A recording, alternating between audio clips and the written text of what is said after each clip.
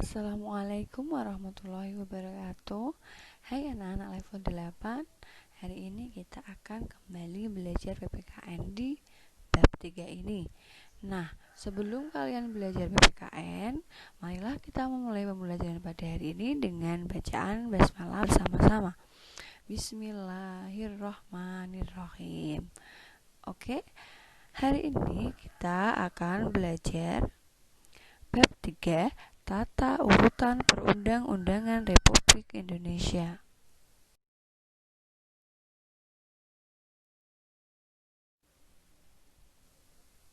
Nah, di bab ini kita akan mempelajari makna tata urutan peraturan. Yang kedua, pembentukan peraturan perundang-undangan di Indonesia. Dan yang terakhir adalah ketataan terhadap peraturan perundang-undangan.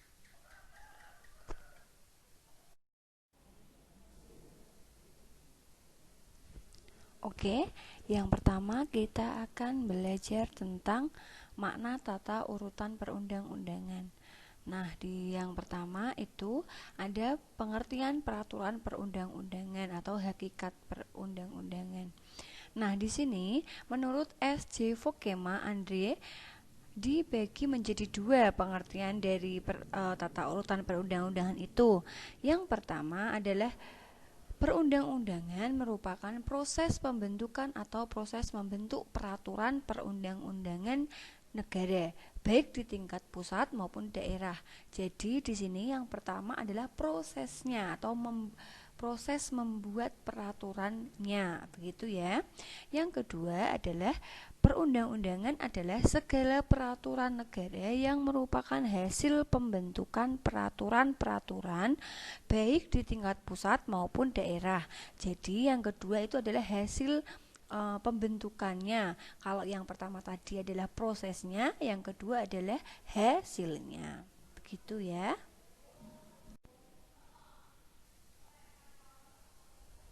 Selanjutnya, kita akan belajar tentang ciri peraturan perundang-undangan. Nah, yang pertama ada dibentuk atau dibuat oleh pejabat yang berwenang. Yang kedua ada isinya bersifat mengikat, dan yang ketiga adalah bersifat abstrak. Nah, kalau yang pertama itu dibuat oleh lembaga yang berwenang, misalnya kalau di negara Indonesia yang membuat undang-undang siapa? Kalau misalkan di sekolah berarti pihak yang berwenang membuat undang-undangnya di sekolah atau peraturan di sekolah, begitu ya.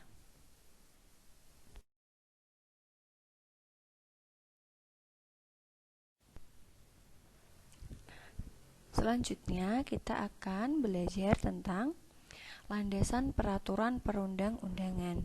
Nah, di sini landasannya itu ada 3. Yang pertama adalah landasan filosofis. Nah, di sini pengertiannya apa?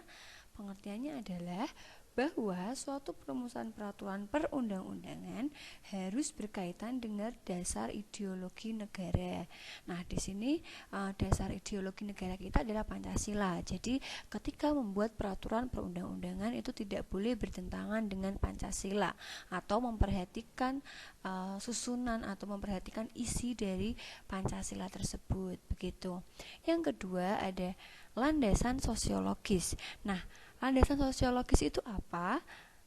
Yaitu bahwa peraturan perundang-undangan harus berkaitan dengan kondisi atau kenyataan yang tumbuh dan hidup dalam masyarakat. Nah, ini juga penting sekali bahwasanya ketika kita akan membuat ataupun lembaga berwenang akan membuat peraturan perundang-undangan itu disesuaikan dengan keadaan Indonesia saat ini atau masyarakat yang ada di Indonesia saat ini.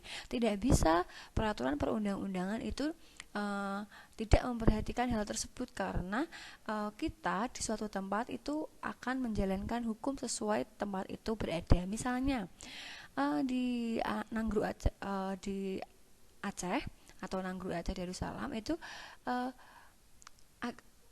peraturan Islamnya akan lebih ketat dibandingkan yang di Jawa. Misalnya di sana apabila naik motor perempuan dan laki-laki tidak boleh, tapi kalau di sini masih boleh. Nah, itu adalah salah satu contoh harus memperhatikan lingkungannya, begitu ya. Yang terakhir itu adalah landasan yuridis. Nah, di sini landasan yuridis itu apa?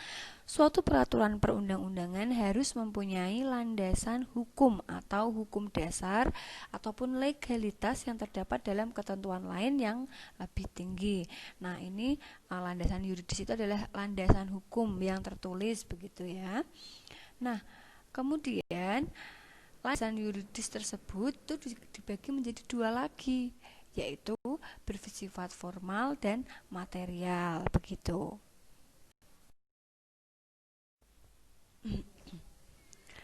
Nah, kemudian ada landasan yuridis dibagi menjadi dua, yaitu landasan hukum formal. Pengertiannya adalah berupa ketentuan yang memberi wewenang kepada sesuatu lembaga untuk membentuknya. Jadi ini kewenangan suatu lembaga untuk membentuk peraturannya. Yang kedua, landasan hukum material. Landasan ini yaitu ketentuan tentang masalah atau persoalan yang harus diatur. Kalau yang formal itu adalah membentuknya oleh lembaga suatu negara. Kalau yang kedua adalah masalahnya, begitu. Kemudian yang terakhir adalah dasar yuridis pembentukan atau pembuatan peraturan perundang-undangan. Nah, yang pertama harus ada kewenangan dari pembuat perundang-undangan. Yang kedua harus ada kesesuaian jenis dan materi. Yang ketiga harus mengikuti prosedur.